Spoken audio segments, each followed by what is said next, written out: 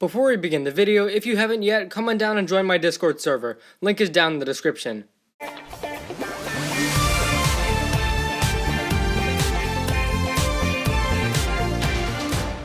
Hey guys, and welcome back to the channel for another video.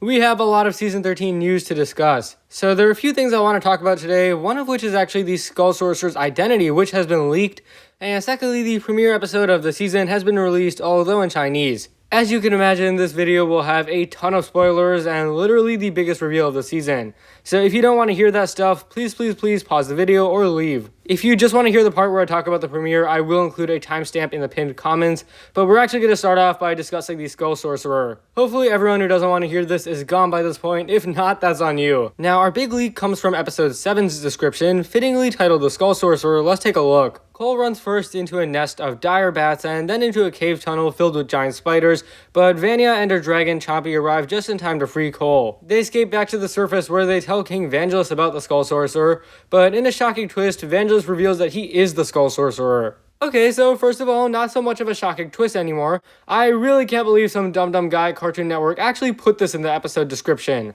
But all that aside, as for the actual reveal, I kind of have mixed feelings. I mean, this is not the outcome we wanted, so yeah, so much for Klaus. But to be fair though, I definitely did not expect Klaus to return, especially with how the series is at right now, and every season since season 9 seems to be really skippable. So it isn't Klaus, it's not even an entirely separate character, it's actually this dude named Vangelis. He is the guy in the throne, he's the king of Shintaro and Vanya's father. I think my main issue with this is yet another twist villain. You know, in season 7, Dr. Saunders, I guess, season 8, the Quiet One, season 11, the Ice Emperor, season 12, Unagami, and now here we are with the Skull Sorcerer. It isn't bad, just repetitive I guess, but I don't want to sound like I dislike this twist because I don't. It would be ridiculously unfair to judge something before it's even released, and I definitely think it'll prove to be a good story. All I can say is I'm not blown away by this, but I'm definitely not let down either, and I'm excited to see how it'll play out in the season. But now, let's move on to the second half of this video. The premiere episode is out in Chinese. This episode is called Shintaro, and there's a lot going on, so let's talk about what happens. At first, it's very casual. Cole and Lloyd are playing video games,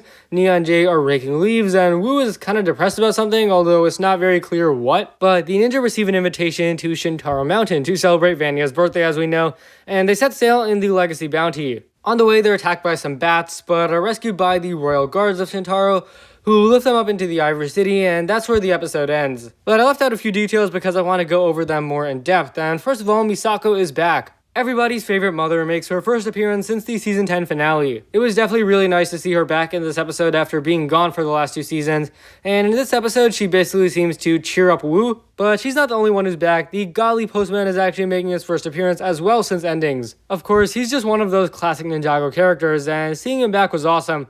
And of course, he's the one who delivers the invitation to the ninja. Also, the video game Cole and Lloyd are playing is no ordinary game, but actually Prime Empire. This seems to imply maybe it was finished or is safe to play. Whatever the case though, seeing references like this is always a treat. And those are just a few. There's also the water cannons from Under Siege, the Legacy Bounty is a big one, and I'm sure the English version will reveal more as well. As for the actual episode, it looked decent. I mean, not great, but not terrible either. These are just first impressions though, we gotta wait for next week's English version before properly judging.